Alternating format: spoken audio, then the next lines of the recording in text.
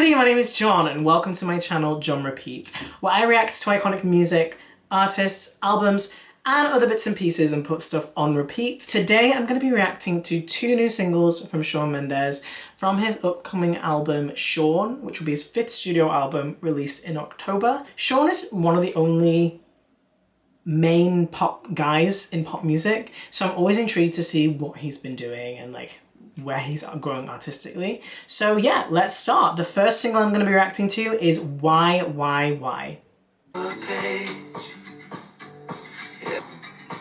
Oh, I'm liking the guitar picking, it's good. He's got this like very sultry voice, it's really nice.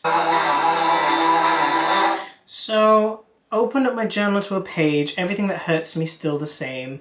Feel like there's nothing new for me to say. Why? Sometimes it's so exhausting, like going through your own emotions and trauma, and sometimes you need a break from that. I know journaling is supposed to help you explore your inner emotions, but then you're sometimes like hyper aware of your emotions and not living in like the present. Sweating through the sheets, shaking her bed, visions of her naked in my head. Ooh, sure. The only heterosexual in the fucking main pop guy zone, but like, okay. But I went off and chose myself instead. Why, ease my mind. Is this about Camila? And yeah, it's really sad, like choosing yourself again and like moving away from somebody that you love. Sometimes you love somebody, but you simultaneously you need to grow and you need to be yourself. So that's really difficult. This is very like anthemic. I can hear him sort of playing this in like a arena. Yeah, so stepped off the stage with nothing left, all the lights were fucking with my head, but here I am singing songs again, why, ease my mind. He's somebody who like gives a lot in his performances and in his vocals and his music, you know, and that must be really tiring. And sometimes you don't understand your own calling from within, but it's just there. Like, it's just something that you want to do and you're not conscious of why. So he's kind of like questioning his like decisions like with fame and stuff, you know? And it feels around and around that repetition. He's like discussing like, the anxiety that he feels and the sort of relentless pace of life, I guess. Thought he was about to be a father. Oh, pregnancy scare. That's interesting. See, that's opening up vulnerable within music and lyrics, which is like amazing to see an artist do that, because it must be very difficult. And sometimes I still cry out for my mother. He's kind of at that age where like he's in his 20s and there is a kind of adolescent sort of thing that will never go away. You'll always love your mom, always need her, and even when they're gone, like their voice is in your head, you know, forever, telling you the right path. So don't feel shame about that, but maybe not too much. You don't want to be a mama's boy too much, but yeah. I love the thud of the percussion there. I think it sounds really grounding and epic. It sounds like an anthemic sort of song you can sing in like an arena, you know. So the next one I'm going to listen to is Isn't That Enough? Let's go. Isn't that sounds a bit like Betty? I don't know why, it sounds like Folklore Betty for me, with the guitar. Taylor hit impact. Yeah, let's carry on.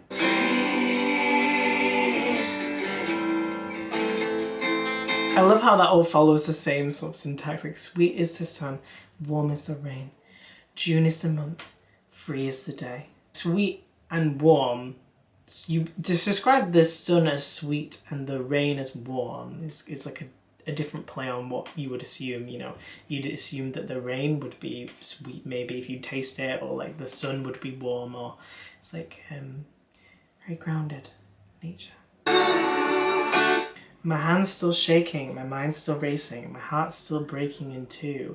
I'm still changing, my friends stay patient, my mother still calls for the news. Is he talking about like a breakup or like... It seems like he suffers from a lot of anxiety in life and he's trying to like combat that. Oh, I love that guitar then. It sort of symbolises obviously the changing of his relationship status maybe, of his life. Isn't all of that enough? He's still feeling a longing and a loss there. And he says like, gone are the birds, like the birds and the bees maybe. like the love, you know, if it's to do with a relationship. And close are the tears, house full of love, space for your fears. So like having that moment of stillness and all of that love and support to really understand the loss that you've had. You know, you can interpret this in many different contexts through the changes of life. I'm viewing this as through a lens of a relationship. So like maybe if he's like ended a relationship, I know he ended it with Camila. I don't know who this is specifically about, but it's like having that space to really unpack what has happened. And he lives such a busy life, you know, so sometimes that stillness can be very melancholic. I love the way that the harmonies are building for this second like pre-chorus. Oh my god, cool whistle.